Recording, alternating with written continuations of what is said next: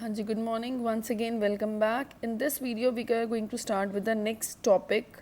The next part is saturated solution. देखिए, saturated solution क्या होता है? The solution in which no more solute can be dissolved. किसी particular temperature या pressure पे और solute को dissolve नहीं किया जा सकता. For example, कि आप you are having a glass full of water and you are adding sugar to it. ठीक है, कॉन्टीन्यूसली उसमें शुगर डिज़ोल्व हो रही है, बट एक पॉइंट ऐसा आएगा जब और शुगर उस वाटर में डिज़ोल्व होनी बंद हो जाएगी.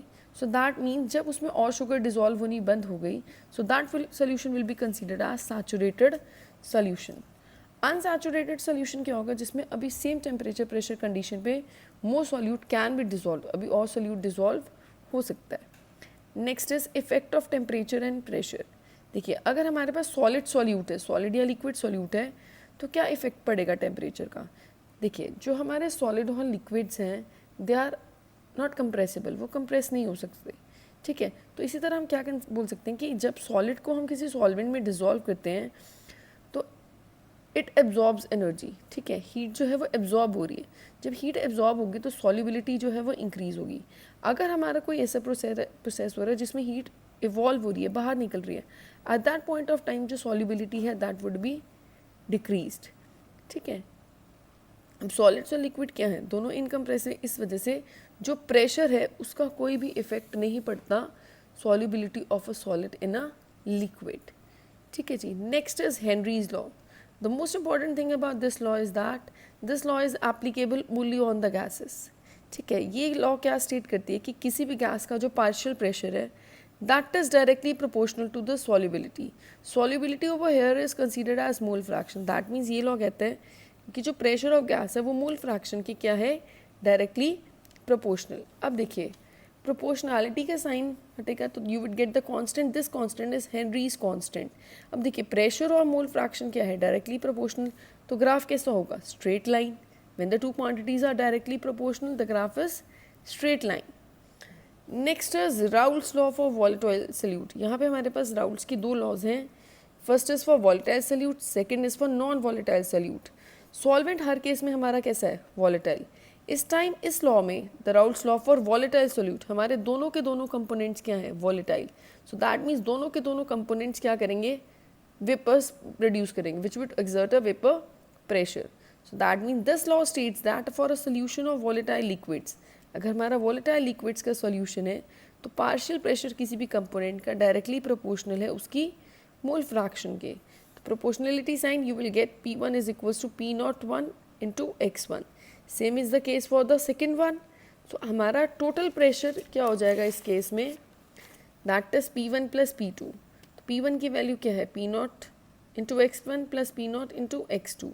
इसमें आप क्या करेंगे? x1 की वैल्यू हमने सब्सटीट्यूट कर दी. x1 क्या होता है? x1 plus x2 is 1. तो x1 क्या हो जाएगा? 1 minus x2. So you will get the another equation for the total pressure.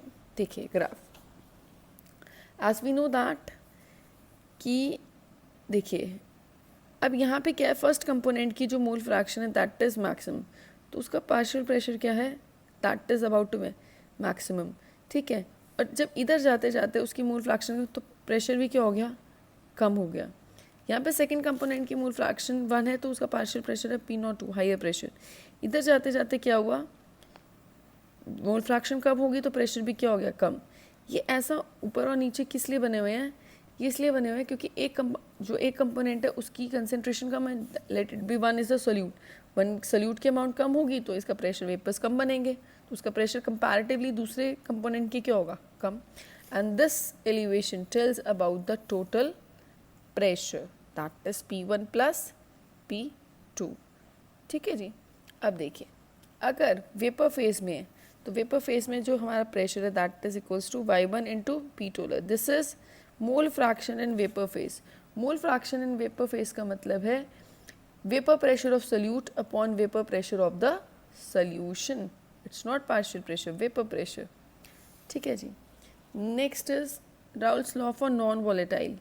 Non volatile में क्या है कि जो हमारा सॉल्यूट है दैट इज नॉन वॉलेटाइल. तो लाइक शुगर, अब जो शुगर है अगर वो वाटर में डिजोल्व है तो सिर्फ जो वेपर्स बनेंगे वो किसके बनेंगे? वाटर के. शुगर के वेपर्स नहीं बनेंगे. That means the vapour pressure is only exerted by the solvent. जो हमारा टोटल वेपर प्रेशर होगा या जो टोटल प्रेशर होगा that would only depend on the vapour pressure of the solvent. तो उस कंपोनेंट को हम 1 कंसीडर कर ले, तो P total is equals to P1, so that would be the total pressure in terms for Raoult's law for non-volatile solute. Condition वही है, paper pressure is directly proportional to the mole fraction. In that case the graph would be of straight line. दूसरे component के respect में vapour pressure 0 होगा। क्यों? क्योंकि दूसरा component क्या है, solute which is non volatile, और नॉन वॉलेटाइल जो कंपोनेंट है वो वेपर्स नहीं बनाता है। चलिए next, if N2 gases bubble through a water at 293 Kelvin, how many moles of N2 gas would dissolve 1 liter of water? ठीक है जी, assume that N2 exerts a partial pressure of 0.987. N2 gas का partial pressure दिया हुआ है that is 0.987। Henrys constant की value दी हुई है that is 76.48 kilo बार। अब आपको क्या है, आपको ये निकालना है कि हाउ मैनी मोल्स। अगर आपके पास मोल फ्रैक्शन आ जाएगी you would be able to calculate the number of moles. तो देखिए हेनरीज लॉ क्या है, partial pressure of N2 is equals to KH into mole fraction of N2। Partial pressure दिया हुआ है, KH दिया, partial pressure is 0.987 bar, kilo bar से इसको बार में कन्वर्ट कर लेंगे, it would be 76.480। I think it is already there in the bar only, it's not there in kilo बार। ठीक है, सो you will get the mole fraction over here. अब देखिए अगर हमारा सॉल्वेंट कुछ और नहीं है तो क्या है, वाटर। अब हमारे वाटर के नंबर ऑफ मोल्स क्या आएंगे, दैट वुड बी 55.5। अब 55.5 होने का मतलब क्या है, आप ये बोल सकते हैं कि जो नंबर ऑफ मोल्स हैं वो ऑलरेडी आपके पास आगे सॉल्वेंट के, ठीक है, because you having 1 litre of water. 1 litre of water means आपके पास मास कितना है, 1000 gram of water is there, तो 1000, तो आप ये बोल सकते हैं so 1000 upon 18 it would be 55.5। यहाँ से आया आपका ये 55.5।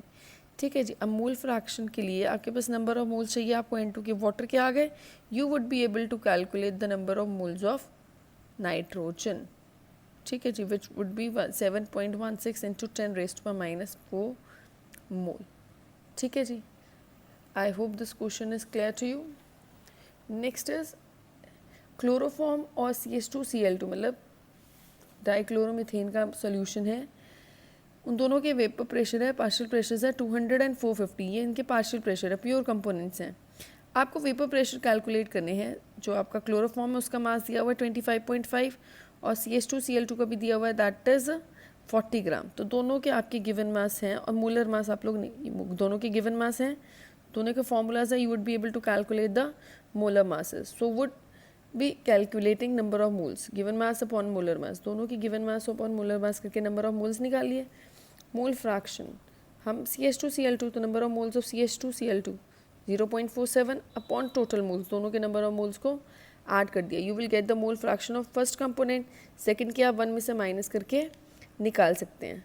ठीक है जी, आपको निकालना क्या है, वेपर प्रेशर। अब देखिए टोटल प्रेशर किसके इक्वल होता है, vapour pressure of 1 component plus second. अब फर्स्ट कंपोनेंट का पार्शियल प्रेशर कितना था 450, उसकी मोल फ्रैक्शन उसमें पुट कर दी। सेकंड कंपोनेंट का कितना था 200, उसकी mole fraction, you would be getting the total pressure. आप इनका प्रोडक्ट निकालेंगे तो आपको फर्स्ट कंपोनेंट का वेपर प्रेशर मिल जाएगा, आप इसका प्रोडक्ट निकालेंगे you would be getting the product of second vapour pressure. अब आपको सेकेंड पार्ट में क्या निकालना है, सेकेंड पार्ट में आपको मोल फ्रैक्शन निकालनी है ईच कंपोनेंट की वेपर फेज में। ठीक है, तो वेपर फेज में अगर आपको ये निकालनी है तो we have studied that P1 is equals to Y1 into P total. तो Y1 कैसे निकलेगा, P1 अपॉन P टोटल, 1 हमने किसको ले लिया CH2Cl2, तो इसका प्रेशर, इसको आप सॉल्व करेंगे यू विल गेट, ठीक है जी, और उसकी वैल्यूज़ यहाँ पुट कर दी, you will get the mole fraction in vapour phase. Same is the case with the second one. So this was all about Raoult's law. In the next video we will start with the next topic, that is ideal solution and non-ideal solution, which would be further dealing with the colligative properties. Till then, thank you so much, keep studying.